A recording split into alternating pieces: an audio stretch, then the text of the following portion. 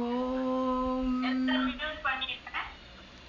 ஸ்ரீசைலே சதயாபாத்திரம் தீபக்தியாதிகுணார்ணவம் யதீந்திரப்ரவணம் வந்தே ரம்யஜா மாதரம் முனிம் ரம்யஜா மாத்ருயோகீந்திரபாதரேகாமயம் சதா ததா யத்தாத்மசத்தாதிம் ராமானுஜமுனிம் பஜே லக்ஷ்மீநாதசமாரம்பாம் நாதயாமுனமத்யமாம் अस्मत् आचार्यपर्यन्तां वन्दे गुरुपरम्परां यो नित्यमच्युतपदाम्बुजयुग्मरुक्मा व्यामोहदस्तदितराणि तृणाय मेने अस्मद्गुरोर्भगवतोऽस्य दयैकसिन्धो रामानुजस्य चरणौ शरणं प्रपद्ये माता पिता युवतयस्तनयादिविभूतिः सर्वं यदेव नियमेन मतन्वयानाम् आद्यस्नः कुलपतेर्वकुलाभिरामं श्रीमत्ततङ्घ्रियुगलं प्रणमामि मूर्ध्ना भूतं सहश्च महदाह्वियभट्टनाद श्रीभक्तिसारकुलशेखरयोगिवाहान् भक्ताङ्घ्रिरेणुपरकालयतीन्द्रमिश्रान् श्रीमत्पराङ्कुशमुनिं प्रणतोऽस्मि नित्यम् श्रीमद्यतीन्द्रवरयोगिपदाब्जभृङ्गं श्रीवानशैलमुनिवर्यदयैकपात्रं विख्यातवेदशिखरोभयतत्त्वबोधं रामानुजं कलिजितं मुनिमाश्रयामः பணவாள் அரவணை பள்ளி கொள்பவர்க்கு எவ்வுயிரும் குணபோகம் என்று குறுகை கதிப்பன் உரைத்ததொய்ய உணர்பாவின் உட்பொருள் ஒன்றும் அறியா உலகறிய மணவாளன் மாறன் மனமுறைத்தான் வன்முடும்பை வந்தே. நாயனார் திருவடிகளே சரணம். அனைவருக்கும் வணக்கம். இப்போ நம்ம இந்த 99வது சூத்திரம் பார்த்துட்ருக்குறோம். பார்த்துட்டு கர்ம ஞான பக்தி யோகம் அப்படிங்கிறது என்ன அப்படிங்கிறத நாயனார் விளக்கமாக சொல்கிறார். அதாவது இவையெல்லாம் சாத்தியோபாயங்கள் அப்படின்னு பார்த்தோம். அதாவது நான் இதெல்லாம் பண்ணுறேன், நீ எனக்கு மோட்சத்தை கொடு அப்படின்னு சொல்லிட்டு கேட்குறது. இதற்கு இது எதிர்த்தட்டானது சித்தோபாயம். சித்தோபாயம் சித்தமாக இருக்கும் உபாயமான எம்பெருமானை பற்றுவது சித்தோபாயம். இந்த சாத்தியோபாயத்தில் தான் இந்த கர்மயோகம் அப்படின்னா என்னங்கிறதுக்கு அதுக்கு என்னெல்லாம் அடிப்படை தேவைகள், என்னெல்லாம் அவங்க பண்ணுவாங்க அப்படின்னு நம்ம விவரமாக பார்த்துட்டு இருந்தோம். அதாவது ஜென்மாந்திர சகசிரேஷன் ஆயிரம் பிறவிகளாக செய்யப்பட்ட தவங்களால் நல் தவங்களால் நீங்கிய பாவங்களை உடையவர்கள். அதாவது எத்தனையோ ஜென்மங்கள் போகணும், அதில் நல் தவங்கள் செய்யணும். அதாவது பயனை கருதாது எம்பெருமானை வழிபட்டு நான் செய்கிறேன் என்ற அந்த எண்ணமும் விட்டுட்டு செய்கிற அந்த நல் தவங்களால் பாவங்களெல்லாம் அழியப்பட்ட ஒருவனுக்கு தான் கண்ணன் எம்பெருமானை பற்றி நினைவு ஏற்படுகிறது அப்படின்னு சொல்லி பார்த்தோம். அந்த மாதிரி ஒரு பிறவி பிறந்த உடனே அப்போ என்ன கிடைக்குதுன்னாக்கா, அப்பேற்பட்ட குலங்களிலே அவன் பிறக்கிறான். அதாவது அவன் யோக பிரஷ்டனாக போனாலும் பரவாயில்லை அப்படின்னு சொல்லிட்டு கண்ணன் மீண்டும் அவனுக்கு உயர்ந்த ஞானிகளுடைய குலத்திலே பிறப்பை தருகிறான். அப்படி பிறந்த பிறகு அவங்க வேதங்களை படித்தும் சாஸ்திரங்களை படித்தும் எழுதும் வாசித்தும் அவர்களுடைய அறிவை பெருக்கிக் கொள்கிறார்கள். அதுக்கப்புறம் எல்லாமே இது சந்தியாவந்தனம், குளிக்கிறது முதல் கொண்டு சந்தியாவந்தனம் பண்ணுறது கொண்டு அந்த 3 விதமான அலன்களை ஓம்புவது, 5 விதமான யஜ்யங்களை பண்ணுறது, இதெல்லாம் பார்த்தோம். அப்புறம் சமதமாதிகளை வளர்த்து கொள்வது, உள்ளுணர்வை அடக்குவது, புலன்களை அடக்குவது. அப்புறம் கல்யாணம் அப்படின்னா என்னன்னு பார்த்தோம், விவேகம் அப்படின்னா என்னன்னு பார்த்தோம். இதெல்லாம் பண்ணி அவன் அதுக்கு மேலே தவம், அதாவது வெயில் காலத்தில் மலை உச்சியில் நின்றும் குளிர்காலத்தில் தண்ணீருக்குள் நின்றும் தவம் செய்து பலவிதமாக அவன் தன் உடம்பை வருத்தி கொண்டு அந்த புலன்களை பட்டி மேயாதபடி அடக்கி தன் வழிகளை செல்லாதபடி அவற்றை விரும்புவதை அவருக்கு தராதபடி அவர்களை தடுத்து தனக்குள்ளே அடுக்கி அந்த உடம்பையும் வத்த வைக்கிறான், காய சோஷிதம் ஏற்படுத்தி கொள்கிறான். இந்த மாதிரி பண்ணி இதற்கப்புறம் என்னென்ன பண்ணுகிறான் அப்படிங்கிறத தான் இன்னைக்கு நம்ம பார்க்க போகிறோம். இத்தனை தூரம் தன் மனசையும் அவன் அடக்க வேண்டும், உடம்பையும் அவன் ஒரு வழிக்கு கொண்டு வர வேண்டும். அதாவது உடம்பு அது மேல் இருக்க பற்றை விட்டுடணும். அதுக்கு காரணமாக இருக்கிற புலன்களை அவை விரும்பிய விடத்தில் செல்லாமல் அவற்றை அடக்க வேண்டும் அப்படின்னு சொல்லி பார்த்தோம். அதுக்கப்புறம் இவ்வாறு அடையப்பட்ட விவேகம் முதலான குணங்களும், விவேகம்னா என்னன்னு பார்த்தோம். சோகமற்று இருப்பது, அச்சமற்று இருப்பது, அசூயற்று இருப்பது, பிராணிகளிடத்திலே அன்பு பாராட்டுவது, பிறர் துக்கம் சகியாமைன்னு பல விஷயங்களை நம்ம பார்த்தோம். விவேகம் முதலான குணங்களும் சமம் தமம் முதலான குணங்களும் மென்மேலும் ஓங்கி வளர, இது இவங்க அபியாசம் பண்ண பண்ண பண்ண வந்து இது மென்மேலும் ஓங்கி வளர அவர்கள் ஒரு உயர்ந்த நிலையை அடைந்து விடுவார்கள். அதுக்கப்புறம் கீழ்கண்ட நெறிமுறைகள் கைகொள்ளப்பட வேண்டும். இந்த ஸ்டேஜுக்கு அவங்க வந்தப்புறம் நல்ல பிறவி கிடைச்சிருது, அவங்களுக்கு கர்மயோகம் செய்யக்கூடிய பிறவி கிடைச்சிட்டுது, எல்லாம் செய்து இவ்வளவு தூரம் அவங்களே கொண்டு வந்த பிறகு சமம் தமம்லாம் அடைந்த பிறகு மேற்கொண்டு அவர்கள் என்னெல்லாம் செய்யணும் அப்படிங்கிறத இதுக்கு மேலே நம்ம பார்க்க போகிறோம். எட்டும் நீக்கின விட வேண்டிய 8 விஷயங்களை இங்கே சொல்ல போகிறாங்க. என்னெல்லாம்னு பார்த்தாக்கா, ஈனமாய எட்டும் நீக்கி, திருச்சந்த விருத்தம் 114 என்கிறபடி ஞான குறைவினை தருவதால் ஆத்மாவிற்கு குறையான 8. ஈனமாய் 8ன்னு ரொம்ப மோசமான தேவையில்லாத ஒரு 8, அது ஆத்மாவை பற்றி கிடைக்கிறது. இப்போ நம்ம பார்த்தோம் பார்த்தீங்களா, எப்படி எள்ளில் எண்ணெய் பிரிக்க முடியாதபடி எள்ளும் எண்ணம் இருப்பதை போல இந்த ஆத்மாவை அந்த கர்மங்கள் சுற்றி கொண்டிருக்கின்ற அப்படின்னு பார்த்தோம். ஸோ அதில் 8 விளக்கணும். இப்போ அந்த ஆத்மாவை பற்றி கிடைக்கிற அந்த ஈனமாய அந்த 8 விஷயங்களை விளக்கணும். அதெல்லாம் என்னன்னு பார்த்தா, அவித்யை அறியாமை. முதல்ல இந்த மாதிரி விஷயமே தெரியவே மாட்டேங்குது. அதாவது இந்த உடம்பு வேறு ஆத்மா வேறுங்கிறது தெரிய மாட்டேங்குது, ஆத்மா இருக்க வேண்டிய இடம் வேறன்னு தெரிய மாட்டேங்குது, இந்த தேகம் வெறுக்கத்தக்கதெல்லாம் தெரிய மாட்டேங்குது. அறியாமை, அந்த இருள் தரும் மாநிலம்ட்டு இந்த பிரகிருதி சம்பந்தத்தால் நமக்கு ஏற்பட்ட இந்த அறியாமை அது போகணும். அப்புறம் அஸ்மிதை, இது தெரியாமல் இருக்கிறது போகாமல் ஒரு செருக்கு வேறு, நான் அப்படிங்கிற செருக்கு, நான் மனிதன், நான் தேவன், நான் விலங்கு அப்படிங்கிற செருக்கு. அதுக்கு மேலே நான் உயர்ந்த குலத்தில் பிறந்தேன், எனக்கு படிப்பு இருக்குது, எனக்கு செல்வம் இருக்குது, அழகு இருக்குங்கிற அந்த செருக்கு. அந்த செருக்கு இந்த உடலையே நான் என்று நினைப்பதால் வரக்கூடியது, தெரியுதுங்களா? அதனால் முதல்ல அறியாமை. அந்த அறியாமைன்னு என்னன்னா, இந்த தேகம் வேறு ஆத்மா வேறு, ஆத்மாவே உயர்ந்தது, தேகம் தாழ்ந்தது. ஆத்மா அவனுக்கு வசப்பட்ட ஒரு வஸ்து, அவனுக்கு சேஷமான வஸ்து, அவன் யார், இதெல்லாம் தெரியாமல் இருப்பது அறியாமை. அப்புறம் அஸ்மிதை செருக்கு, அதனால் ஏற்படக்கூடிய அந்த கர்வம். அதுக்கப்புறம் ராகம், நம்மளுக்கு கெடுக்கிறதே இதானே, ராகமும் துவேஷமும் இல்லையா? இது எனக்கு வேணும், இது வேண்டாம், இதுதான், இது ரெண்டும் தான் நம்மள இந்த ராகம் வேணுங்கிறது பின்னாலே போவோம், வேண்டாங்கிறது விடுவதற்கு என்னென்ன வேணுமோ அதெல்லாம் நம்ம செய்வோம். ராகமும் துவேஷமும், ராகம் விருப்பம், துவேஷம்னா வெறுப்பு. இது ரெட்டைகள் அப்படின்னு சொல்லுவாங்க கிருஷ்ணன். ரெட்டைகள் 2 2 இருக்கும், ராக துவேஷம்.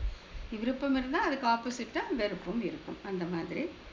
அப்புறம் அபினிவேசம், மிகுந்த ஈடுபாடு, ரொம்ப இது இல்லைன்னா என்னால் முடியவே முடியாதுன்ட்டு ஒரு வஸ்துவிடத்தில் மிகுந்த ஈடுபாடு, அபினிவேசம், ரொம்ப அதிகமான விருப்பம், அதிகமான ஈடுபாடு என்னும் 5 ஆச்சுங்களா? இப்போ அவித்யை, அஸ்மிதை, ராகம், துவேஷம், அபினிவேசம் 5 ஆயிடுச்சு. இப்போ 8 சொன்னோமே, மற்ற 3 என்னன்னா, இவற்றுடன் சரீர சம்பந்தம் காரணமாக தன்னை பற்றி, பிற உயிர்களை பற்றி, தெய்வத்தை பற்றி வருகின்ற 3 வகை துன்பங்கள்.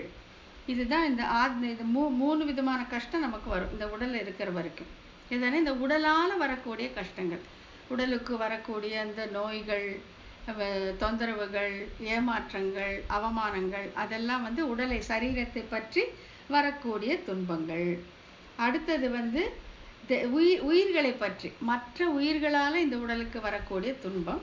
அப்புறம் தெய்வத்தை பற்றி, தெய்வத்தை பற்றினா தெய்வம் எம்பெருமான் நம்மளை நேரடியாக அவன் சிக்ஷிப்பதே கிடையாது, கர்மம் வழியாக அனுபவித்துக்கொள் என்று விட்டு விடுகிறான். நம்ம கர்மத்தை நம்ம அனுபவிச்சே ஆகணுங்கிறது அந்த வழியில் அவன் விட்டு வர்றதால தெய்வத்தால் வருகிற இந்த 3 வகை துன்பங்கள். ஸோ 5, அது ஒரு 5, இது ஒரு 3, 8 ஆயிடுது. இந்த 8ஐ நீக்க வேண்டும், இந்த 8ஐயும் விடணும் அப்படிங்கிறாங்க. மேலும் நம்ம கர்மயோகத்திலும் மேலே போகணும், நமக்கு ஆத்ம சாட்சாத்காரம் கிடைக்கணும், நம்ம ஞான யோகத்தில் போகணுன்னா இந்த 8ஐயும் நாம் நீக்கி கொள்ள வேண்டும். ஆகையால் இப்போ என்ன நம்ம முக்கியமாக கவனிக்கணும்னா, இந்த உபாயத்தில் நாம் ஈடுபடும் பொழுது, அதாவது சாத்தியோபாயமாக நான் செய்கிறேன் அப்படிங்கிற போது இதெல்லாம் நாம் செய்து கொள்ள வேண்டும், நாம முயற்சி செய்து இவற்றை நாம் நீக்கி கொள்ள வேண்டும். சித்தோபாயமான எம்பெருமானை பற்றும் பொழுது அவன் இதெல்லாம் அவனே செய்து விடுவான், அவனுடைய வேலையாக போய்விடும். அதுதான் முக்கியமான வித்தியாசம். அதனால்தான் நம்ம ஆழ்வார்களும் ஆச்சாரியர்களும் திரும்ப திரும்ப திரும்ப திரும்ப வந்து எம்பெருமானே உபாயமாக பற்றுங்கள், எம்பெருமானே உபாயமாக பற்றுங்கள் அப்படின்னு சொல்றாங்க. அதுதான் வித்தியாசம். இங்க நம்முடைய முயற்சி கிடையாது. சித்தோபாயமான எம்பெருமானை பற்றும் பொழுது நம்முடைய முயற்சி இல்லை, தேவையில்லை. அவனே எல்லாவற்றையும் செய்து விடுவான். முன்பு துன்ப வினை விடுத்து என்று பாவங்கள் நீங்குவது சொல்லப்பட்டுள்ளதே, மீண்டும் இங்கு நீக்கி என்பது ஏன்? முன்னாலே சொல்லிட்டோம், பாவங்கள் போனனால தானே உனக்கு வந்து இந்த கண்ணன் பெருமானுடைய நினைவு வந்ததுன்னு சொன்னோமே. திருப்பியும் அதை ஏன் வந்து இங்க மீண்டும் உறுதிப்படுத்தி சொல்கிறார்கள் அப்படின்னு பார்த்தா, முன்பு சொல்லப்பட்டது நான் ஞானம் ஏற்பட தடையாக இருந்தவை, அந்த ஞானம் வரத்துக்கே தடையாக இருந்த பாவங்கள் நீக்கப்பட்டது அங்க சொல்றாங்க.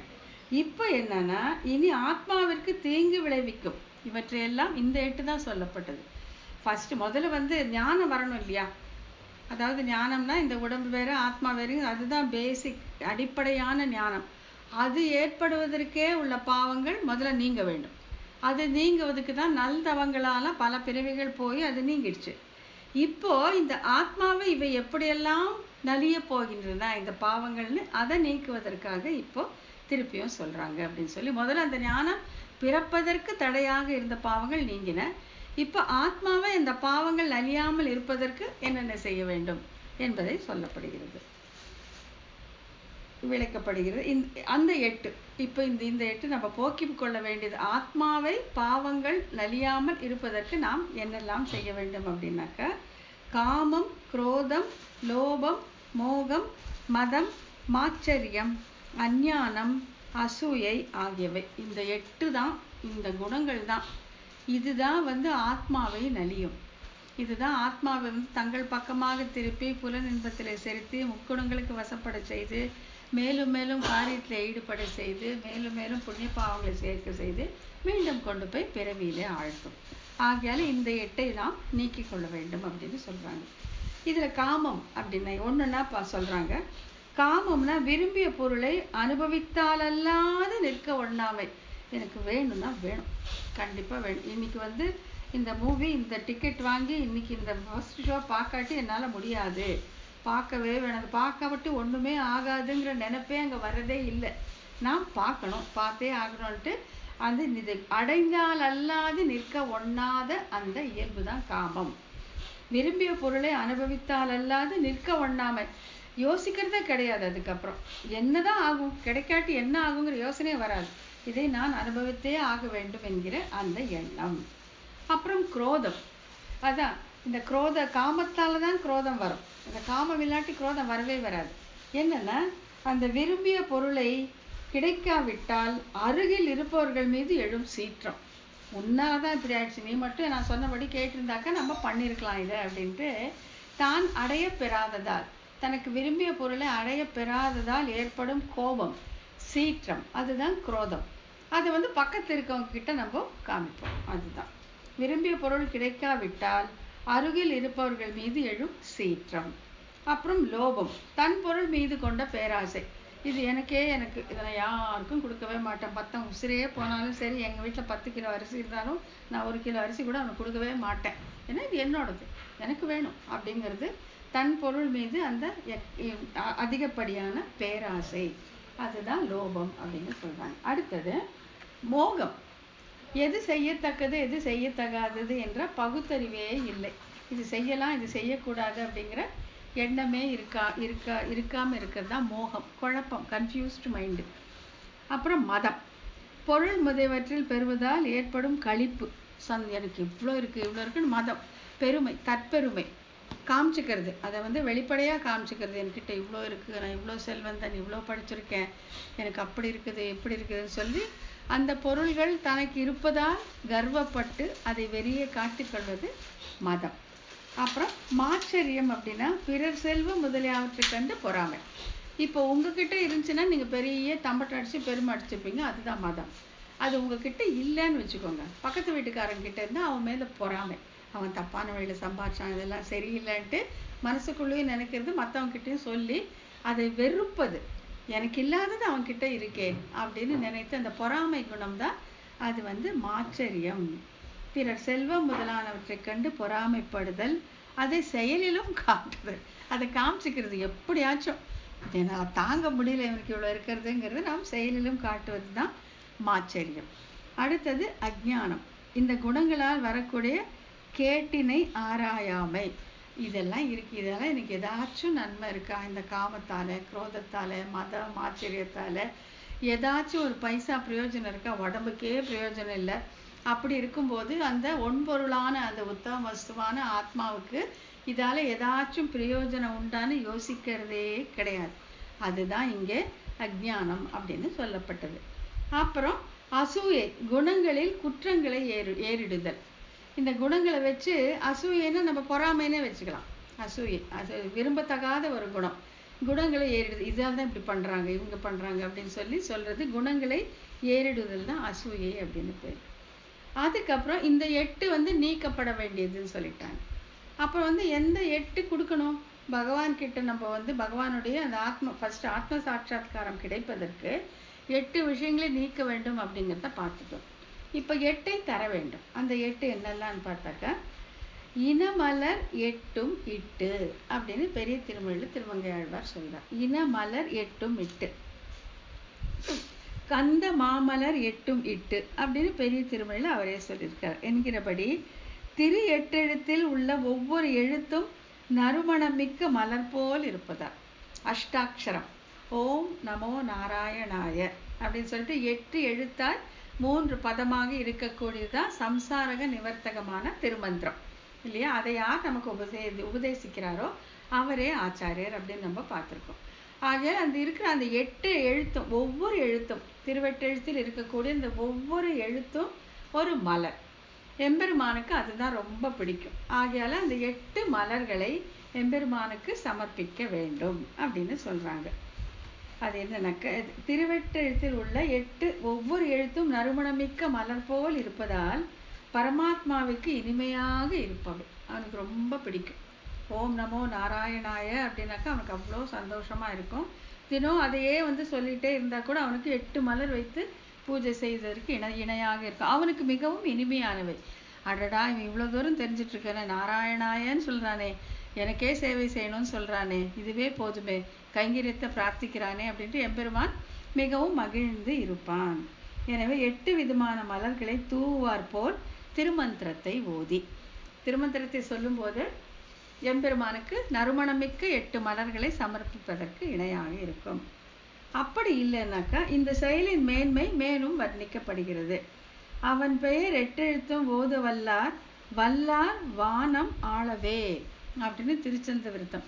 இந்த சம்சாரக நிவர்த்தகமான இந்த திருமந்திரத்தை ஐயனே நான் 8 மலர்களை உனக்கு சமர்ப்பிக்கிறேன் என்று ஓதினால் அவர்கள் வைகுந்தம் போவது திண்ணம். கண்டிப்பாக அவன் வானத்தை சென்று ஆழ்வார்கள் அப்படின்னு சொல்றாங்க.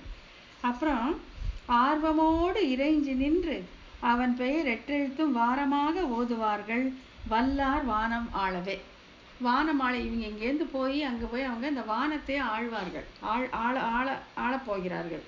அதாவது அந்த நித்திய முக்தர்களுக்கு இணையாக யாரு இங்கே அன்போடு அந்த 8 எழுத்து இங்கே அந்த மலர்களை எவரவர்கள் எம்பெருமானுக்கு சமர்ப்பணம் செய்கிறார்களோ அவர்கள் வானத்துக்கு போய் நித்திய முக்தர்களுக்கு இணையாக அங்கே ஆட்சி செய்வார்கள் அப்படின்னு சொல்லப்பட்டது.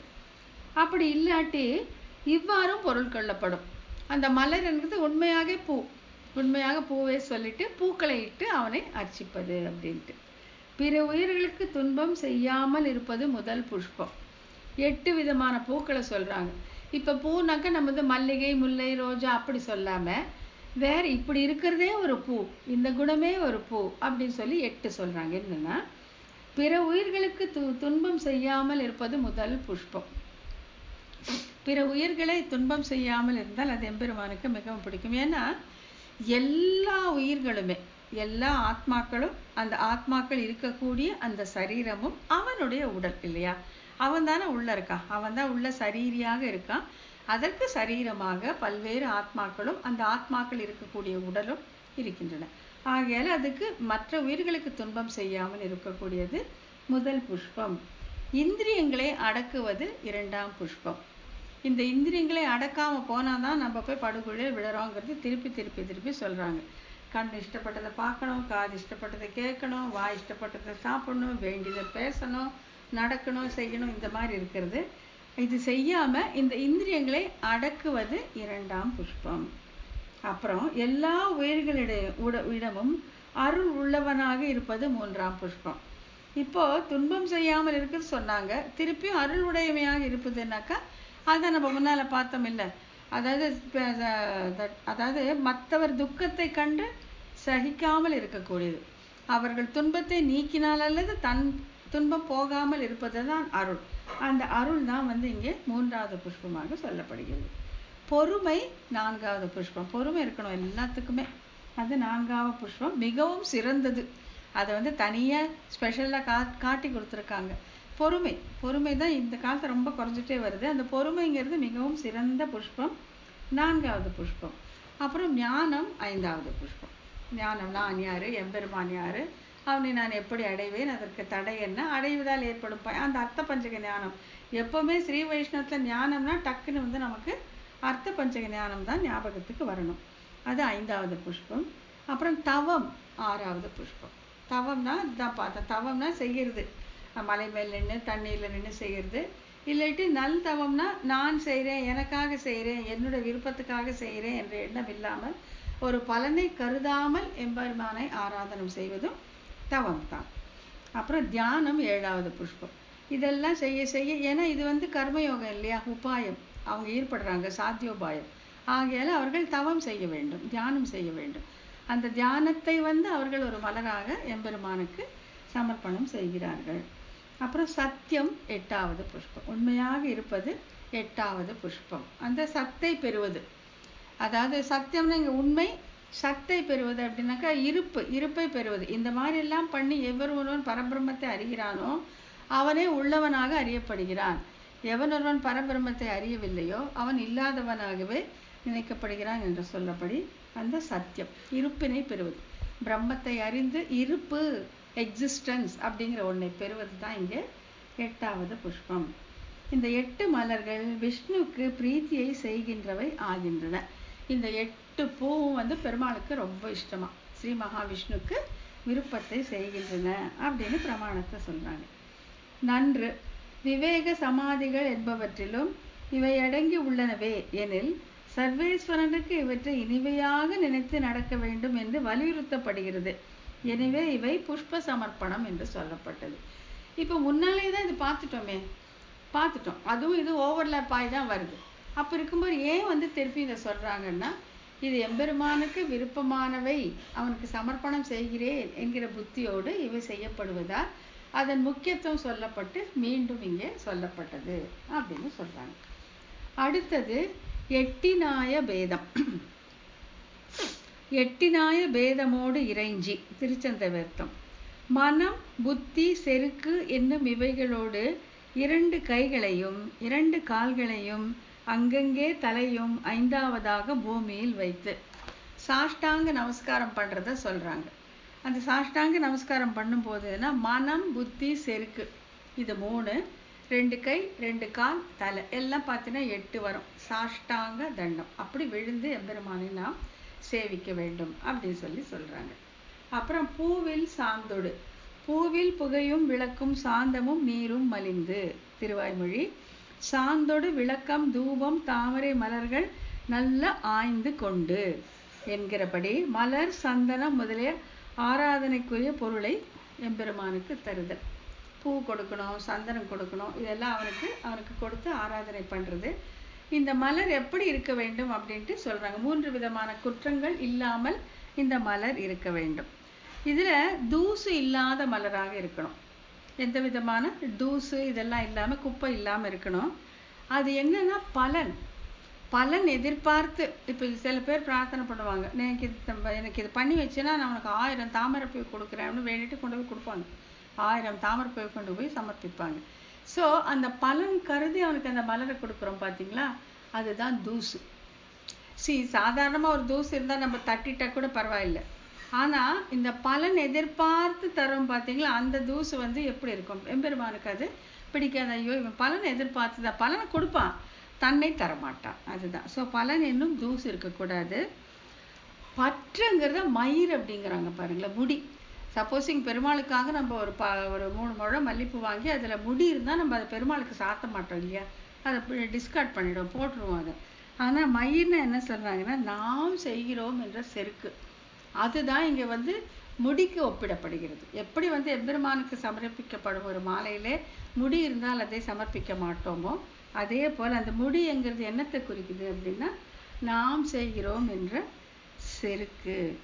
அப்புறம் வந்து புழு, நாம் செய்கிறோம் என்பது வந்து பற்று, செருக்கு தான் புழு. புழு இருந்தால் போடுவோமா அதை எம்பெருமானுக்கு? இப்போ ஒரு மலர் மாலை புழு இருந்தால் அதை நம்ம போட மாட்டோம். ஆகையால் இந்த செருக்கு என்பது புழு எனப்பட்டது, நாம் செய்கிறோம் என்பது முடி எனப்பட்டது. அப்புறம் இது பலன் எதிர்பார்த்து செய்வது தூசு எனப்பட்டது. ஆகையால் தூசு இருக்கக்கூடாது, முடி இருக்கக்கூடாது, புழு இருக்கக்கூடாது. அதாவது என்னெல்லாம் இல்லைனாக்கா, பலன் எதிர்பார்த்து செய்யக்கூடாது, நாம் செய்கிறோம் என்ற எண்ணம் இருக்கக்கூடாது, நான் இவ்வளவு செய்கிறேன், நான் மலர் மாலைகளுக்கே நான் வந்து இத்தனை ஆயிரம் கொடுத்தேன், இத்தனை லட்சம் கொடுத்தேன்னு செருக்கோடு செய்யக்கூடாது. இதெல்லாம் இல்லாத இந்த, அதாவது அந்த பிராகிருதமான அந்த புழு முடி அதுவும் இருக்கக்கூடாது, தூசும் இருக்கக்கூடாது, பலன் எதிர்பார்த்தும் செய்யக்கூடாது, செருக்கும் இருக்கக்கூடாது, நான் செய்கிறேன்ற எண்ணமும் இருக்கக்கூடாது. இது எல்லாமே இருக்கக்கூடாது, அதுவும் இருக்கக்கூடாது, இதுவும் இருக்கக்கூடாது. அப்படிப்பட்ட பூவை சமர்ப்பித்து சந்தனமும் சாந்தும் அவனுக்கு சமர்ப்பிக்க வேண்டும். தேவகாரியம் செய்துன்னு என்கிறபடி பகவானுக்கு ஆராதனத்தை செய்து, ஸோ இத்தனை குணங்களோட இதெல்லாம் வச்சு அவனுக்கு பூ வச்சு சந்தனம் கொடுத்து அவனை சாஷ்டாங்கமாக வணங்கி அவன் அருளை நாம் பெற வேண்டும். உள்ளம் தூயராய் இதெல்லாம் பண்ணும்போது, தினமும் பண்ணிகிட்டே வரும்போது அவருடைய உள்ளம் வந்து தூய்மையானதாக ஆகிவிடுகிறது. ஒன்றி நின்று நற்றவம் செய்து ஊழிதோரெல்லாம் நின்று அவன் குணங்கள் உள்ளம் தூயராய்.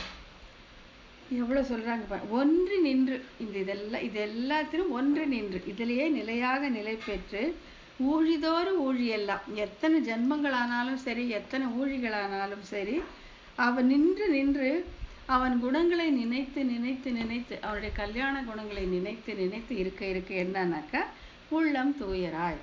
அப்படி வந்து இந்த உள்ளம் வந்து தூய்மையானக அவன் வந்து வசிக்கக்கூடிய இடமாக மாறிவிடுகிறது. உள்ளம் தூயராய் என்றபடி நாள்தோறும் செய்ய வேண்டிய செயல்கள் முதல் பகவானுடைய ஆராதனம் இறுதியாக பலனை விரும்பாமல் பற்று வைக்காமல் நாம் செய்கிறோம் என்ற செருக்கு இல்லாமல் 3 விதமான தியாகங்கள். இதுதான் எப்பவுமே சொல்லுவாங்க, அகங்காரம், மமக்கார, கிருத்தத்துவம் அப்படின்னு சொல்லுவாங்க. நான் செய்கிறேன், எனக்காக செய்கிறேன், நானே கர்த்தா. இன்று 3 வித தியாகங்களோடு முன்னாக செய்யப்படும் கர்ம அனுஷ்டானத்தாலும் பகவானுடைய குணங்களை நினைக்கும் நினைவினாலும் கர்மயோகம் செய்யப்பட வேண்டும்.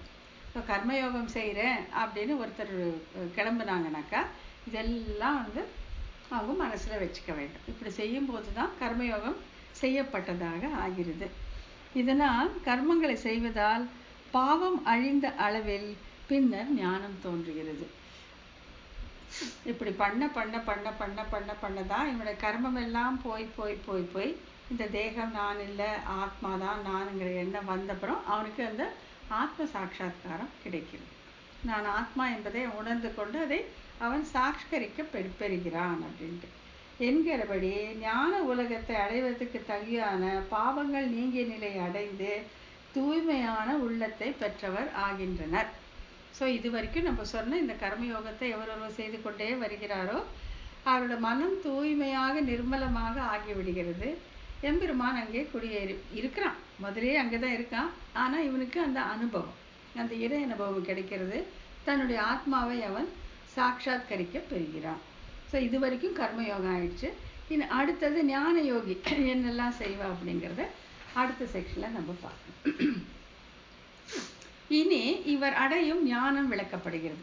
கர்மயோகம் பண்ணி ஒரு இவ்வளோ தூரம் இவருக்கு அந்த மன முதிர்ச்சி வந்துருச்சு. வந்தப்புறம் அடுத்து இவர் ஞான யோகம் செய்யணும். எப்படின்னா, வாரி புன்புல அகத்தினுள் இழைப்பினை அடைவே விளக்கினை கண்டு அப்படின்றது அதுதான் சூத்திரத்தோட அந்த பகுதி. என்னன்னா, வாரி பரந்திருக்கிற விஷயமாக காட்டிலே ஓடிக்கொண்டிருப்பதும் அகப்பட்டாரை கொல்லுவதுமான இந்திரியங்களான யானையை தள்ளத்தக்கவற்றையும் கொள்ளத்தக்கவற்றையும் பகுத்தறிவு ஞானமாக அங்குசத்தாலே தன்வசப்படுத்த வேண்டும்.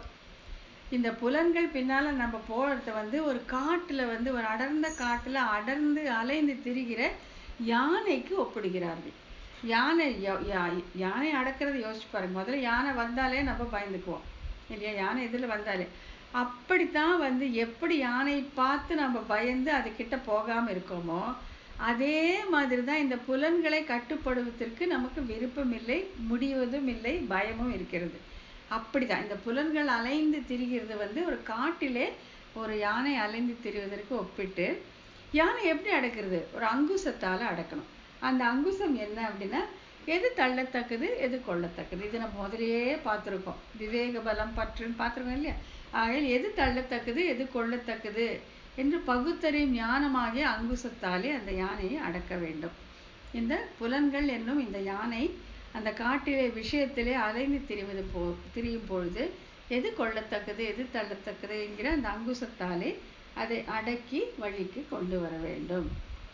வாரி சுருக்கி மதக்களிர் 5னையும், ஒரு யானை இல்லை 5 யானை இருக்குங்க.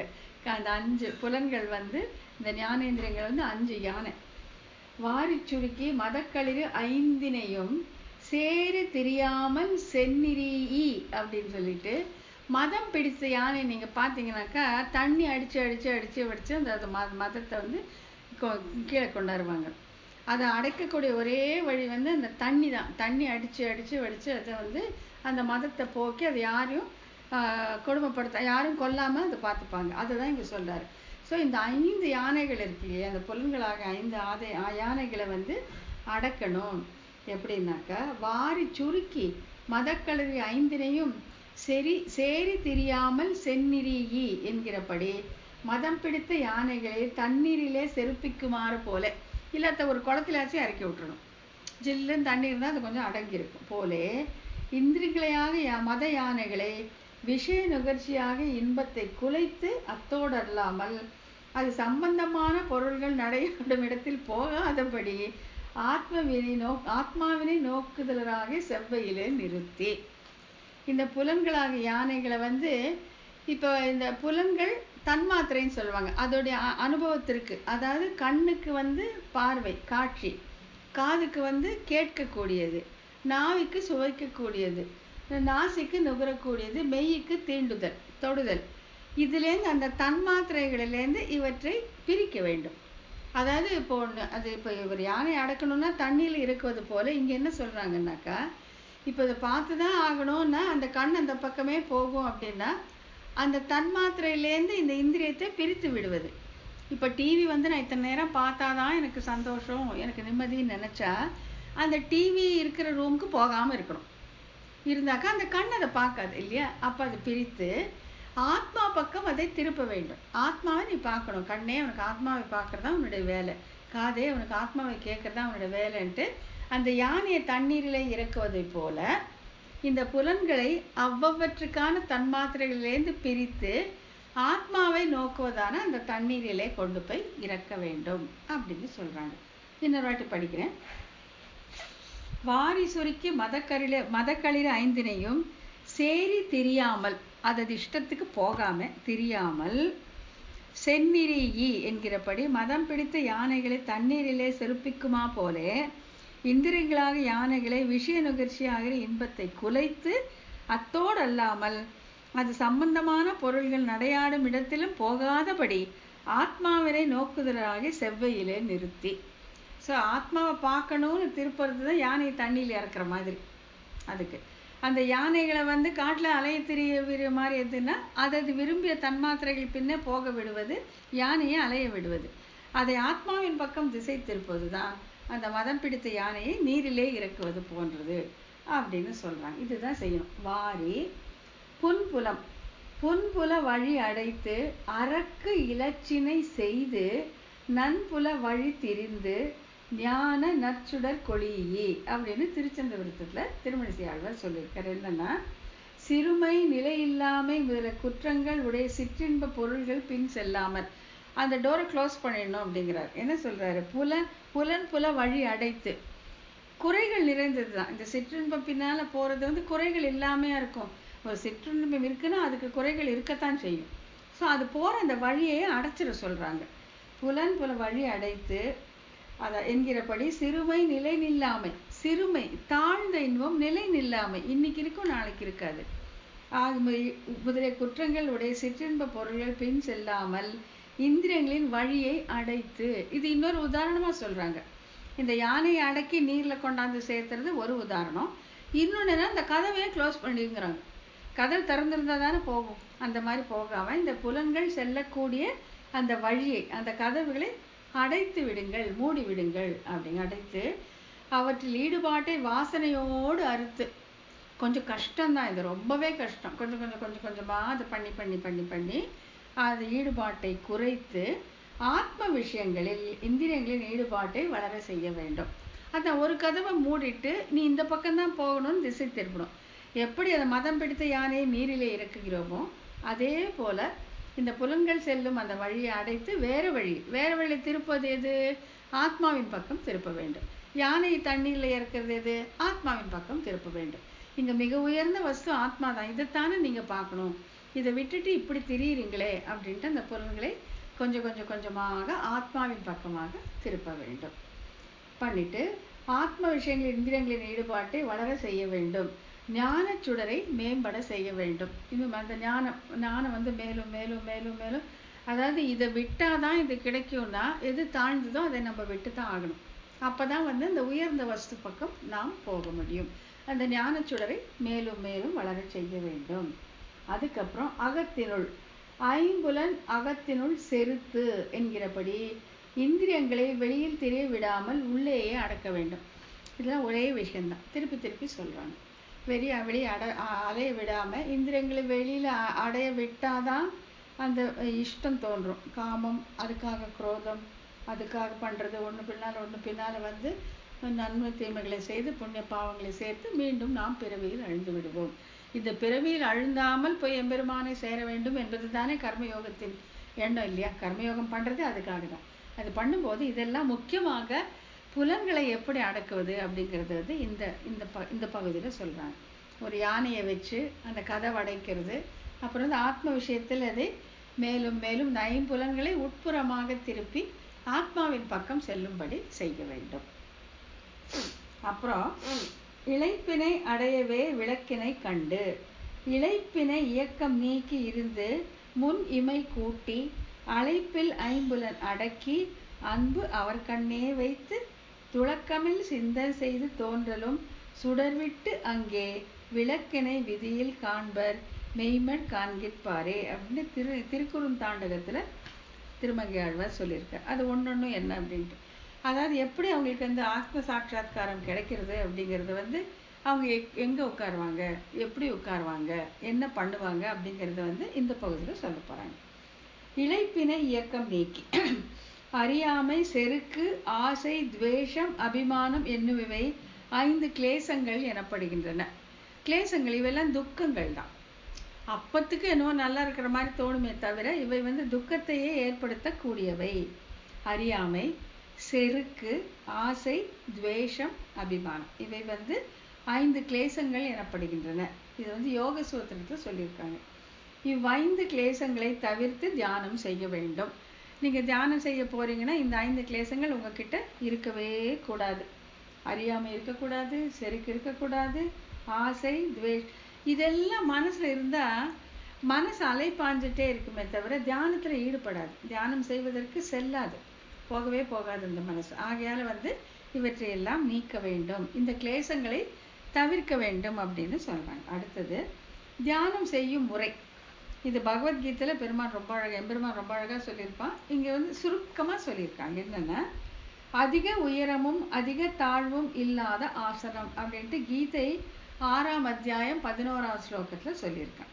80 போன்ற இடங்களில் ஆசனத்தில் அமர்ந்து, ரொம்ப உயரமாவும் இருக்கக்கூடாது. ஏன்னா நீங்க கண்ணு மூடி தியானம் பண்ணும்போது கீழே விழுகிற ஆபத்து உண்டு. நிலத்து மேலேயும் உட்காரக்கூடாது, ஏன்னா ஏதாச்சும் ஒரு பூச்சி புழு வரலாம், ஏதாச்சும் ஒன்று ஆகலாம். ஆகையால அதிக உயரமும் இல்லாமல் அதிக தாழ்வும் இல்லாமல் ஒரு இடத்தை தேர்ந்தெடுத்து அங்கே அமர்ந்து கொள்ள வேண்டும்.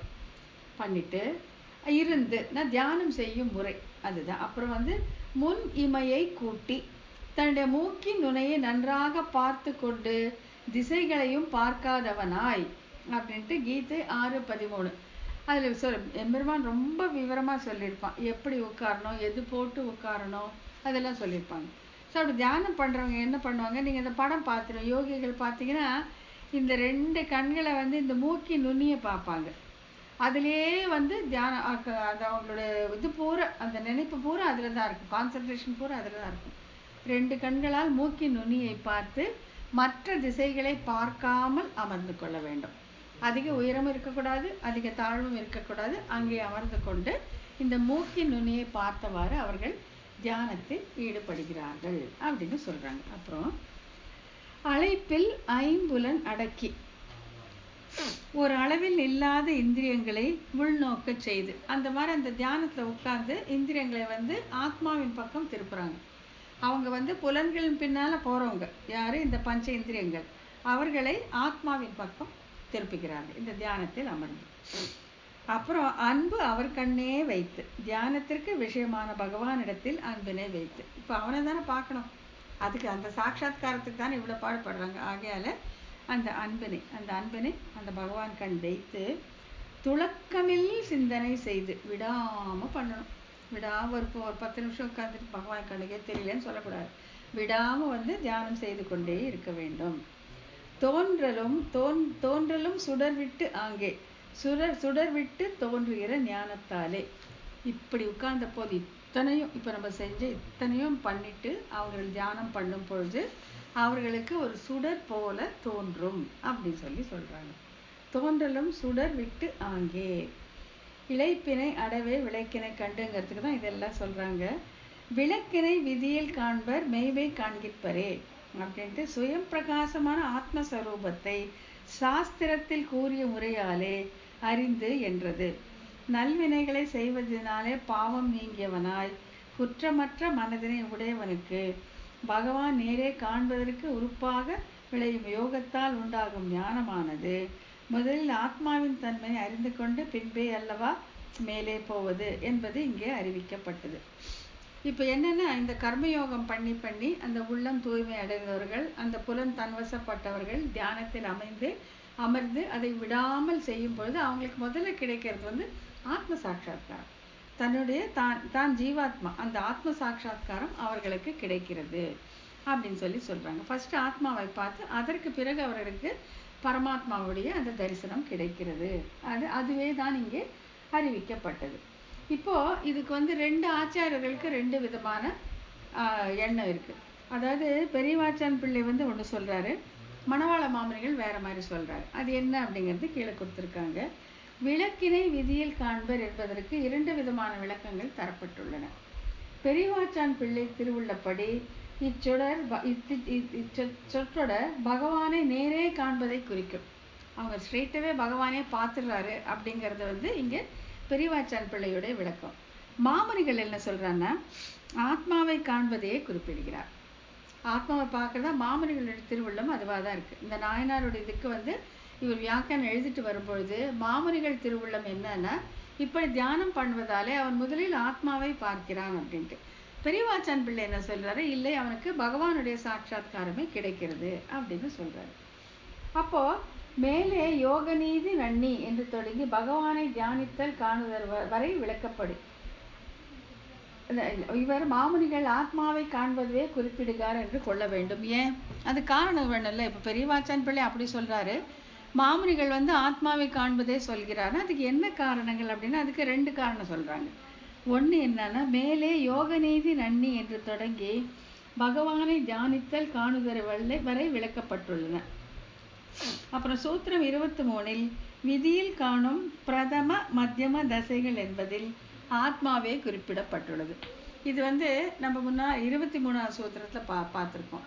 பிரதம மத்தியம அந்திம தசைகள் சொல்லல, அதுல வந்து ஆத்மா தான் சொல்லப்பட்டதே தவிர பரமாத்மா சொல்லப்படவில்லை அப்படின்ட்டு. அதுக்கும் மேல இப்ப யோக நீதி நன்னி என்று தொடங்குறப்போ பகவானுடைய சாட்சாத்காரம் தனியா சொல்லப்பட்டிருக்கு. ஆகையால வந்து இங்க சொல்லப்படுவது அந்த ஜீவாத்மா தன்னைத்தானே பார்த்து கொள்ளுது. இந்த யோகி, இந்த தியானிப்பவன் தன்னுடைய ஆத்மாவை பார்ப்பதுதான் இங்க சொல்லப்பட்டிருக்கிறது அப்படிங்கிறது மணவாள மாமனுடைய திருவுள்ளம். அதற்கு வந்து 2 காரணத்தை அவர் தருகிறார். ஏன்னா பகவத் சாட்சாத்காரம் இதுக்கு மேல சொல்லப்பட போகிறது. ஆகையால இது வந்து ஆத்ம சாட்சா்காரம் தான். அதே போல 23ஆம் சூத்திரத்தில் பிரதம மத்திய தசமைகள் சூரியனும் மின்மினி போல் ஆக்கும் அப்படின்னு நம்ம பார்த்துருக்கோம். அங்கே சொல்லப்படுவது ஆத்மாதான், ஜீவாத்மாதான். ஆகையாலே இங்கே அவன் சாட்சாத்கரிப்பது பகவான் அல்ல, ஆத்மாவே அப்படிங்கிறது மணவாள மாமனுடைய திருவுள்ளம் அப்படின்ட்டு அந்த ரெண்டையும் இங்கே சொல்றாங்க. யோக நீதி நன்னி பின்னாலே வருது பார்த்தீங்களா. நன்றிருந்து யோக நீதி நண்ணுவார்கள் என்கிறபடி யோகமாகிய உபாயத்தாலே அடைவார்கள் அப்படின்ட்டு இதில் தான், இதுக்கு மேலே தான் அவர்களுக்கு பகவானுடைய சாட்சாத்காரம் கிடைக்கும் அப்படின்னு சொல்லியிருக்காங்க. இந்த ரெண்டு காரணங்களால மாமுனிகள் இந்த தியானித்து அவன் காண்பது ஜீவாத்மாவை, தன்னுடைய ஆத்மாவை, இதற்கு மேலதான் அவனுக்கு பரமாத்மாவுடைய சாட்சாத்காரம் கிடைக்கும் அப்படின்ட்டு. ஆனா பெரியவாச்சான் பிள்ளை அவனுக்கு பகவானுடைய சாட்சாத்காரமே கிடைக்கிறது அப்படின்னு ரெண்டு விதமாகவும் சொல்கிறார்கள். இதுவரை ஞானத்தால் ஒருவர் ஆத்மாவின் தரிசனத்தை பெறுவது விளக்கப்பட்டது. ஸோ கர்மயோகம் விவரமா சொல்லிட்டாங்க. அந்த கர்மயோகத்தால் அடையப்பட்ட அந்த ஞானத்தால அவர்கள் அந்த தியானத்திலே அமர்ந்து அந்த ஆத்ம சாட்சாத்காரத்தை பெறுகிறார்கள் அப்படிங்கிறத பார்த்தோம். இப்போ இதுக்கு மேல பக்தி இல்லையா, கர்மம் ஞானம், அடுத்தது பக்தி. இந்த பக்தியில தான் அவன் எம்பெருமானை தரிசனத்தை பெறப்போகிறான். இனி இந்த ஞானி பக்தி யோகத்தால் இறைவனை அடைவது வர்ணிக்கப்படுகிறது. இப்போ பிரிச்சே சொல்லியிருக்காங்க பார்த்தீங்களா. இப்போ பெரியவாச்சான் பிள்ளை சொன்ன மாதிரி அவன் பகவானே அங்கே பார்த்துடுறாங்க அப்படின்னா இதுக்கெல்லாம் விளக்கம் இல்லாமல் போயிடும் இல்லையா. ஆகையால அங்கேயே ஆத்ம தரிசனம் கிடைக்கிறது. ஆத்மாவை தரிசித்த பிறகு அவன் எப்படி எம்பெருமானுடைய தரிசனத்தை பெறுகிறான் என்பது இந்த பகுதியில் நம்ம பார்க்க போறோம். அறம் நிகழும் மறையோர் மனம் தன்னுள் அமர்ந்து உரையும் அரும் பெரும் சுடரை கண்கள் சிவந்தபடியே மனவுட்கொண்டு நிரந்தரம் மறவாமல் தொடக்கு அரா ஸ்மிருதியாய் கனவில் மிக்க தர்சன சமமாய் ஆகத்து புல்கும் அத்தியர்த்த பிரியமாய் வைகும் சிறப்பு விட்டு குற்றேவல் எண்ணாத அனன்ய பிரயோஜனமாக வேத உபாசன சேவ தியான ஆதிகள் என்று சொல்லுமாறு சாத்திய சாதன பக்தியாய் சாஸ்திர சித்தம். இதுதான் சாதன பக்தி. அதாவது நான் செய்கிறேன் அப்படிங்கிறது, அதனால அவனுக்கு என்ன கிடைக்க போகிறது அப்படின்னு சொல்லப்பட்டது. இது சாஸ்திர சித்தம், இது சாஸ்திரத்திலே சொல்லப்பட்டது அப்படின்னு முதல்ல சொல்லிடுறாங்க. அதுக்கப்புறம் அதை பிரித்து கொஞ்சம் கொஞ்சமாக பார்ப்போம். அறம் நிகழும் மரம் திகழும் மனமொழிந்து வஞ்ச மாற்றி வன்புலன்கள் அடக்கி இடர்பார துன்பம் துறந்து இருமுப்பொழுது ஏத்தி எல்லையில்லா தொன்னெறிக்கண் நிலை நின்ற தொண்டரான அறந்திகழும் மனத்தவர்த்தம் கதியை அப்படின்ட்டு பெருமாள் திருமொழியில சொல்லியிருக்காரு. அது என்னென்ன அப்படின்னா, என்று கொலை சினம் கொடுமை ஆகிய மரத்துடன் நிற்கும் மனத்தை வாசனையோடு போக்கி, இதெல்லாம் அவங்க ஜென்ம ஜென்மா செஞ்சுட்டு வந்திருப்பாங்க அப்படின்னு தோணுது. அதுதான் குலசேகர ஆழ்வார் சொல்றாரு இந்த பெருமாள் திருமொழியில. கொலை சினம் கொடுமை இதெல்லாம் தான் விட வேண்டிய குணங்கள். மரத்துடன் நிற்கும் மனதை வாசனையோடு போக்கி, இனிமே இதுலெல்லாம் நான் போகவே மாட்டேன் அப்படின்னு இந்த மனதை நாம் மாற்றிக்கொள்ள வேண்டும். பொய்மை தவிர்த்து, பொய் சொல்றது விட்டுணும். புலன்கள் பட்டிமேயாமல் தடுத்து, இப்ப திருப்பி திருப்பி யார் பார்த்தாலும் இதான் சொல்றாங்க, புலன்களை பட்டிமேயாமல். இப்போ இந்த ஆடு மாடுங்களை இந்த பட்டியிலேருந்து திறந்து விட்டா அது பாட்டுக்கு இஷ்டத்துக்கு போய் மேயும். அதே மாதிரி இந்த புலன்களை நாம் படுத்தாவிட்டால் தன் இஷ்டங்களில் போய் அது மேய்ந்து கொண்டே இருக்கும். அது மனதை ஒருமுகப்படுத்த விடாது, ஆத்மாவுடைய தரிசனம் கிடைக்காது.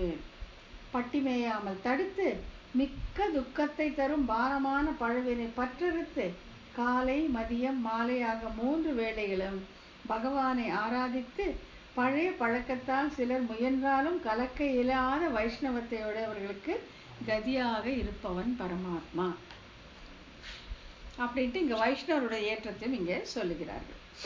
என்னன்னா, மிக துன்பத்தை தரும் பாரமான பழுவினை பற்றறுத்து. இப்ப நம்ம இவ்வளவு கஷ்டப்படுறதுக்கு காரணமே பாரமான பழுவினை, நம்முடைய பூர்வ ஜென்ம கர்மா தான் இவ்வளவு நமக்கு கஷ்டத்தை கொடுக்குது. அதை பற்றறுத்து பாரமாகி பழுவினை பற்றறுத்து என்னை தன் வாரமாக்கி வைத்தான்ட்டு. இந்த பாரமான பழுவினை பற்றிருக்கிறது நம்ம ஒன்றும் செஞ்சுக்கவே முடியாது, பரமாத்மா தான் செய்யணும். பாரமாகிய பழுவினை பற்றறுத்து என்னை தன் வாரமாக்கி வைத்தான் கோரமாதவம் செய்த நன்கொள் அறியேன் அப்படின்ட்டு. இப்படி என்னுடைய இந்த பாரமாகிய பழுவினை அறுக்கிறதுக்கு அவன் கோரமாதவம் செய்தானோ, அவன் பெரிய தவத்தை செய்தானோ அப்படின்னு வியக்கிறார் திருப்பானாழ்வார். ஆகையால அவனுடைய கிருபையால இந்த பாரமாகிய பழவினைகளை பற்றறுத்து காலை மதியம் மாலை ஆகிய 3 வேளைகளையும் பகவானை ஆராதித்து ஒரு வாட்டி பூஜை பண்ணா போதும்னு விடுறதுல பிரயோஜனம் இல்லை. ஏன்னா அவன் நமக்காக நம்மளுடைய விருப்பத்துக்காக நமக்கு கட்டுப்பட்டு நமக்கு அடங்கி ஒரு அர்ச்சாரூபமாக நம்ம வீட்டில் இருக்கான். அவனை 3 வேளையும் ஆராதிச்சா அவனுக்கு எவ்வளோ சந்தோஷமா இருக்கும். நம்முடைய ஸ்வரூபமே அத்தான், நம்முடைய ஸ்வரூபமே அத்தான். பகவானை ஆராதித்து பழைய பழக்கத்தால் சிலர் முயன்றாலும் இப்போ என்ன அடையோ பெரிய வைஷ்ணவன் ஆயிட்டான்பா, 3 வேளையும் பூஜை பண்ணுறான், நான் எம்பெருமானேன்னு நினச்சிட்டு இருக்காரன். சில பேர் வந்து கலக்கு மையிட்டு இருப்பார், வேணாம் இதெல்லாம் என்னத்துக்கு, இதெல்லாம் எங்கேயுமே சொல்லப்படலை, எதுக்கு இப்படிலாம் டைம் வேஸ்ட் பண்ணுறீங்க அப்படின்னு கலக்க நினைத்தாலும் கலங்காத மனத்தை வைஷ்ணவத்தை உடையவர்களுக்கு கதி, அப்படிப்பட்டவர்களுக்கு கதியாக இருப்பவன் பரமாத்மா. அதாவது நான் இந்த வழியில் வந்துட்டேன், எனக்கு பகவான் தான் முக்கியம் அப்படின்னு சொல்லிட்டு இந்த மாதிரி இவர்கள் சொன்னபடி எல்லாம் இருப்பவர்களை சிலர் வந்து கலக்க முயன்றாலும் கலங்காத மனத்தை உடையவர்கள், மற்றவங்க என்ன சொன்னாலும் கலங்காத மனத்தை உடையவர்களுக்கு அவர்களுக்கு கதியாக இருப்பவன் பரமாத்மா. அவங்கள விட்டு கொடுக்கவே மாட்டான், ஒரு நாளும் அவன் விட்டு கொடுக்கவே மாட்டான். தன்னுடைய சொத்தாக அவன் வைத்துக் கொள்வான். மறையோர் மரம் தன்னுள், மறையோர் மனம் தன்னுள் விண்ணுளார் பெருமானை. இப்படிப்பட்டவங்கள மனசு யார் இருக்காங்க, விண்ணுளார் பெருமான் சாட்சா ஸ்ரீமன் நாராயணன் அங்கே இருக்கிறான் என்று பிராமணர்களுடைய மனங்களில் தான் வசிக்கும் இடமாக கொண்டவன். அப்போ வந்து இப்படிப்பட்டவர்கள் இவர்கள் வந்து பிரம்மத்தை அறிந்தவர்கள் இல்லையா, பிரம்மத்தை அறிந்தவர்களால அவர்கள் பிராமணர்கள். அங்கே வந்து அவருடைய மனத்தை அவன் இருப்பிடமாக கொண்டிருக்கிறான். அயர்வரும் அமரர்கள் அதிபதி எனப்படுவருமான எம்பெருமான். அயர்வரும் அமரர்கள் அதிபதி, அவன் யார்? அவன் அந்த அமரர்களுக்கு தேவர்களுக்கெல்லாம் அதிபதி. அப்படிப்பட்டவன் இந்த ஞானிகளுடைய மனத்திலே வந்து விருப்பத்தோடு குடியிருக்க தொடங்குகிறான். அமர்ந்து உரையும் மாணவர் தங்கள் சிந்தை அமர்ந்துரைகின்ற எந்தை என்று மிகப்பெரிய தவத்தினை உடையவராக இருக்கும் மக்களுடைய மனங்களிலே வேறொரு பயனும் கருதாதவனாய் கொண்டு நித்தியவாசம் செய்கிற சுவாமி என்கிற சொல்கிறபடியே தூய்மை பொறிந்த மனத்தை உடையவர்களான பரம யோகிகளுடைய இதயங்களே வசிப்பவன் எம்பெருமான். இந்த மாதிரி ஒரு இதயம் கிடைச்சிட்டா அவனுக்கு போதும், அவனுக்கு வேறு பலனே கிடையாது. அவங்க சந்தோஷமா ஆனந்தமாக இருந்துருவான். அதான் சொல்றான், இப்படிப்பட்டவருடைய மனத்துல வந்து அவன் தாமரை மலரில் இருப்பது போல இருப்பான், அவ்வளோ சுகமா அவ்வளோ சொகுசா இருப்பான். ஆனா அவன் வந்து எல்லாருடைய மனத்திலும் இருந்துதான் ஆகணும், எல்லார் ஜீவனோட அவன் இருந்துதான் ஆகணும். ஏன்னாக்கா அவர்களை திருத்தி கொண்டு வர வேண்டும். எத்தனையோ பிறவிகளாக இவன் சொர்க்கம் போனாலும் சரி, நரகம் போனாலும் சரி, இல்லை சம்சாரத்திலே சுத்திக்கிட்டே இருந்தாலும் அவன் கூடவே இருப்பான். ஆனா அப்படிப்பட்ட மனத்திலே இருப்பது அவனுக்கு முள்மேல் இருப்பான், முள்ளில் இருக்கிறது போல இருக்குமா, அவ்வளோ கஷ்டமா இருக்குமா அவனுக்கு. ஆனாலும் அவன் இருப்பான், ஏன்னா இந்த ஜீவனை விட முடியாதே. முள்மேல் இருக்கிற மாதிரி இருக்குன்ட்டு விட்டுட்டு போனா இவன் சத்தை பெறாமல் ஆயிடுவான், நாசமா போயிடுவான், ஒண்ணுமே இல்லாம போயிடும். ஆகையாலே அப்படி எம்பெருமானே இந்த முள்மேல் இருப்பது போல் வைக்காமல் அவனையே விரும்பி அவனுக்கே ஆட்பட்டு இருக்கும் மனசில் இருப்பவனுக்கு தாமரை மலரில் வசிப்பது போல அவ்வளவு இன்பமாக இருக்கும்.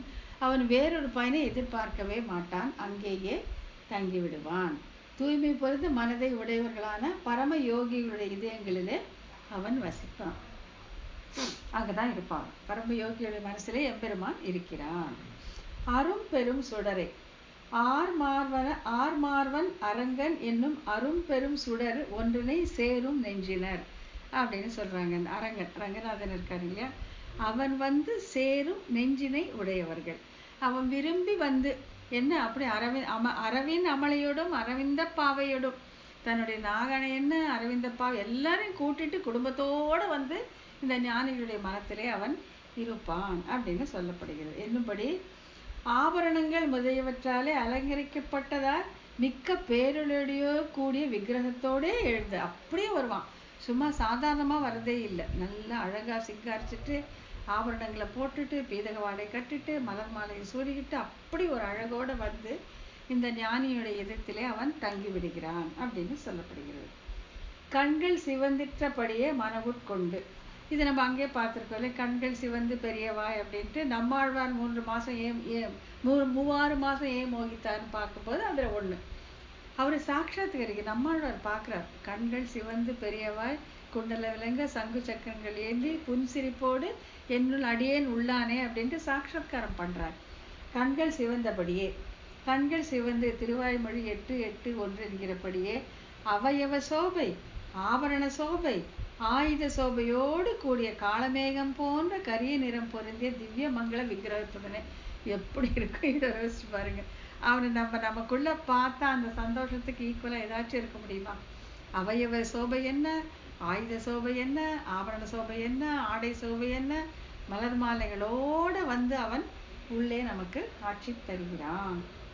திவ்ய மங்கள விக்கிரகத்துடனே, சும்மா சாதாரணமெல்லாம் வருதில்லை, நல்லா அலங்காரம் பண்ணிட்டு வரான். மனவுட்கொண்டு கற்றவர் தம் தம் மனவுட்கொண்டு என்கிற அறிவுடையரான யோகிகள் தங்களுடைய மனசிலே கொள்வதாக சொல்லியிருக்கிறபடி இதய தாமரையிலே தியானம் செய்து. இப்படிப்பட்ட அந்த அழகோட வந்து எப்பவுமே இதயம் வந்து ஒரு தாமரை மலருக்கு ஒப்பிடப்படும். அங்கே வந்து அவன் அமர்ந்து கொள்ளுகிறான், தாமரை மலரிலே அவன் தங்கி விடுகிறான் என்கிறபடி. நிரந்தரம் மறவாமை தொடக்கு அரா ஸ்மிருதியாய் அப்படின்ட்டு, நிரந்தரம் மறவாமை, நிரந்தரம் நினைப்பாக அப்படின்ட்டு மண்ணு சேவிடிக்கே மறவாமை வைத்தா என்கிறபடி அந்த தியானத்திற்கு இடையீடும் மறதியும் அற்று. இப்போ என்ன பண்ணுறான்னு, இவங்க இந்த தியானிக்க தொடங்கி அவன் அந்த எம்பெருமான் வந்து அங்கே நின்ன உடனே அதுக்கு இடையீறு இல்லாமல், இடையூறு வராமல் தொடர்ந்து தைலதார அவஸ்தை அப்படின்னு சொல்லுவாங்க. எண்ணெய் ஒழுக்கு போல, எண்ணெயை இப்படி ஊற்றினா எப்படி அது இடையிறாமல் விழுமோ அதை போல நிரந்தரமாக தன் அனுபவத்தை அவன் எம்பெருமான் தருகிறான். நிரந்தரம் நினைப்பதாக மண்ணு சேவடிக்கே மறவாமை வைத்தா என்கிறபடி அந்த தியானத்திற்கு இடையூறு மறதியும் அற்று. அதுக்கு இடையூறும் கிடையாது, மறதியும் கிடையாது. தொடக்கு அரா, சோர்வில்லாத காதலால் தொடக்கு அரா மனத்தராய். சோர்வில்லாத காதல், இவங்களுக்கு அது இடையூறு இல்லாத அந்த அன்பு, அந்த பரம பக்தி எம்பெருமான் கிட்ட இருந்துகிட்டே இருக்கும். இடைவிடாமல் அவனை நினைத்து கொண்டே இருப்பார்கள்.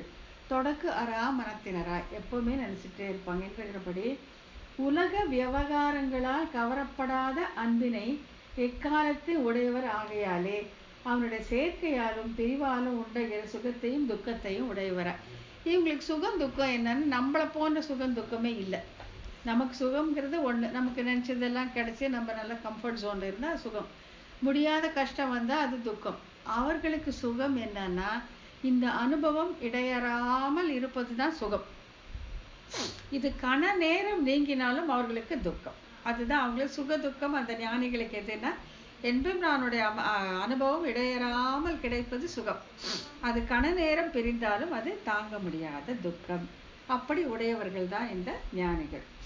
ஸ்மிருதியாய் அந்த கரணம் தூய்மை அடைந்ததால் இடையறாத தியானம் உண்டாகும் என்கிறபடி பொருளில் இடையறாத அனுசந்தானம், அதுதான் அந்த தைலதார அவஸ்தை. எண்ணெய் ஒழுக்கு போல ஒரு நிமிஷம் கூட, ஒரு கணம் கூட பிரியாத அந்த அனுபவத்தை இந்த ஞானிகள் பெறுகிறார்கள் அப்படின்னு சொல்லிடுறாங்க.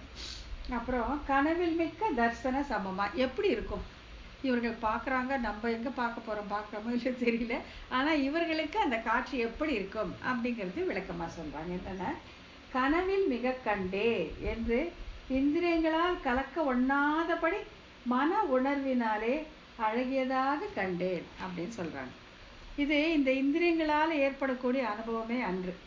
இந்திரியங்களால் கலக்க ஒண்ணாதபடியான அதை மனத்தினால், என் மனதினால் நான் எம்பெருமானை கண்டேன் அப்படிங்கிறாங்க. அந்த நினைவு தானும் நேரே கண்கூடாக காண்பது போல் இருக்கும். சாட்சாத்காரமா பார்க்குற மாதிரி இருக்குமா அவங்களுக்கு அந்த அனுபவம். அது எங்கன்னா ஸ்ரீபாஷ்யத்துல லகு சித்தாந்தம் அப்படிங்கிற இடத்துல வந்து பாஷ்யக்காரர் அதை சொல்லியிருக்காரு. சொல்லிட்டு என்றும் இருப்பது ஞானியரின் இறை அனுபவம். ஞானியருடைய இறை அனுபவம் எப்படி இருப்பதுன்னா அந்த நினைவு தானும் நேரே கண்கூடாக காண்பது போல் இருக்கும். எவ்வளோ பெரிய விஷயம் பாரு. இதுக்கு தான் அவர்கள் வந்து அவ்வளவு முயற்சி செய்வார்கள். இப்போ இத்தனை இருக்கே, செஞ்சுதான் பார்க்கலாமே, பெருமானுடைய தரிசனம் நமக்கு கிடைக்கட்டுமே, அது எவ்வளவு பெரிய இன்பம் அப்படின்ட்டு தான் அவர்கள் வந்து இவ்வளோ கஷ்டப்பட்டு பகவானுடைய அந்த தரிசனத்தை அவர்கள் பெற்று விடுகிறார்கள் அப்படின்னு சொல்றாங்க. 9 o'clock ஆயிடுச்சு. இது வரைக்கும் நிறுத்திக்கலாமா ஜெயும்?